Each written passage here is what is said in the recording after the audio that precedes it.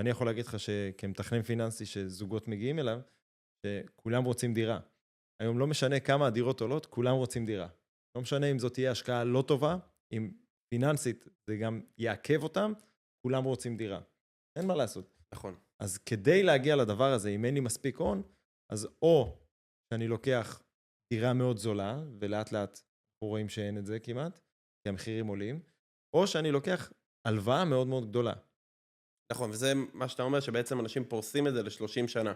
עכשיו, זה יכול להיות משהו מאוד יפה, שבעצם אתה פורס ל-30 שנה, ואתה מרוויח פה משהו שהוא מטורף, אתה מרוויח את המינוף. המינוף ל-30 שנה, בסופו של דבר אתה יכול לקחת את הכסף ולהשתמש בו לאלטרנטיבות אחרות, שאתה בטח יודע, כי אתה מתכנן פיננסי, זה מה שאתה עושה. אז כל השאר הולך להשקעות, שזה אופציה לא רעה. אבל מינוף של 20 שנה או 30 שנה, זה עדיין אותו סכום שממונף. נכון, זה אותו סכום שממונף. השאלה זה מה קורה לך בחודשי. בחודשי אתה תשלם יותר.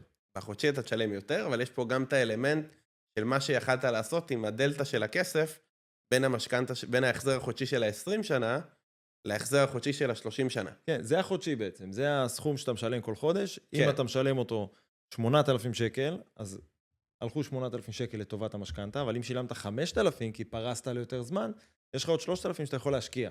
נכון, אם ניקח זה אפילו המשחק. משכנתה של 1,000,000 שקל, נגיד אם לקחנו ל-30 שנה זה נגיד 5,000 החזר חודשי, ואם לקחנו ל-20 שנה אז נגיד 6,200.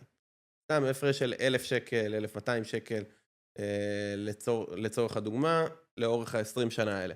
שאלה, מה אתה יכול לעשות מה-1,200 האלה, לאורך ה-20 שנה?